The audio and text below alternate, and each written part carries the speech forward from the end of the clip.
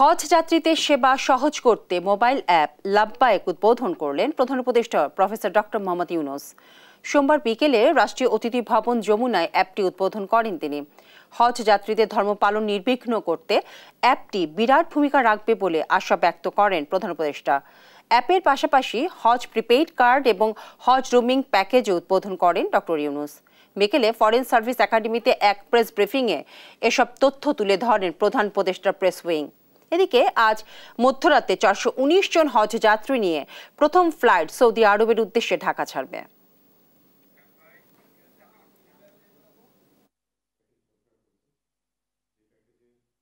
হাজীগণ সহজে বাংলাদেশে থাকা প্রিয়জনদের সাথে কথা বলতে পারবেন, বার্তা পাঠাতে পারবেন, এমনকি পৃথিবীর যে কোনো দেশে অবস্থানরত আত্মীয় স্বজনদের সাথে কথাও বলতে পারবেন, এমনকি মূল্যবান বৈদেশিক মুদ্রা খরচ না করে বাংলাদেশি অর্থেই প্যাকেজ সমূহ ক্রয় করা যাবে।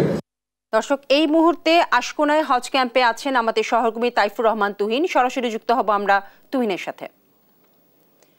তুহিন, হজ ব্যবস্থাপনা কেমন দেখছেন? আজ রাত কয়টায় প্রথম ফ্লাইটটি ছাড়বে?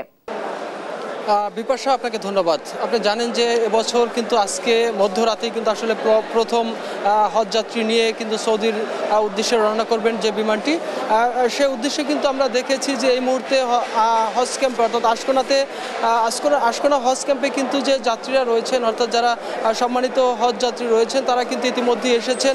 আমি যদি একটু দেখাই আমার পিছনে দৃশ্য, যে এখনও কিন্তু আসছেন। জানেন যে রাতে যখন প্রথম ফ্লাইট উদ্বোধন হবে তারপর থেকে কিন্তু ক্রমান্বয়ে কালকে প্রায় 10টা ফ্লাইট কিন্তু পরিচালনা হবে, যেটি শুধুমাত্র হজ যাত্রীদেরকে নিয়েই কিন্তু সেটি সৌদি আরবের উদ্দেশ্যে রওনা করবেন।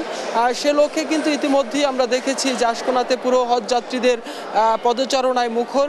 এখন পর্যন্ত কিন্তু আসলে আনুষ্ঠানিকভাবে উদ্বোধনের যে ঘোষণাটি সেটি কিন্তু আসবেন এবং হজ যাত্রীদের জন্য সার্বিক ব্যবস্থাপনা কি থাকছেন সরকারের পক্ষ থেকে সেটি কিন্তু জানানো হবে কিছুক্ষণ পরে। আমরা দেখেছি যে এখানে উপরে একটি সংবাদ সম্মেলনের মাধ্যমে এই হজ ফ্লাইটের কিন্তু আনুষ্ঠানিক উদ্বোধন করবেন। তবে আমরা যারা এখন পর্যন্ত এখানে এসেছেন এবং যারা সম্মানিত হজ যাত্রী রয়েছেন তাদের সাথে আমরা কথা বলার চেষ্টা করেছি। তারা বলছেন যে বিগত বছরগুলোর তুলনায় এবছরের যে হজ ব্যবস্থাপনা, সার্বিক ব্যবস্থাপনা নিয়ে কিন্তু তারা সন্তুষ্ট প্রকাশ করেছেন এবং যে ব্যবস্থা তারা হজের নিবন্ধন থেকে শুরু করে যে এজেন্সিগুলো তাদেরকে সহযোগিতা করেছেন, তারাও বিগত বছরের তুলনায় কিন্তু এবছর অনেকটা তারা খুশি হয়েছেন এবং তারা বলেছেন যে আসলে এই যে ব্যবস্থাপনা এগুলো যদি অব্যাহত থাকে তাহলে সামনের দিকে যারা হজে যাবেন তারা কিন্তু অনেকটা স্বাচ্ছন্দ্যে এবং তারা সুন্দরভাবে আল্লাহর ঘর জিয়ারত করতে পারবেন এবং তাদের যে ধর্মীয় যে আচার অনুষ্ঠানগুলো রয়েছে তারা কিন্তু সেগুলো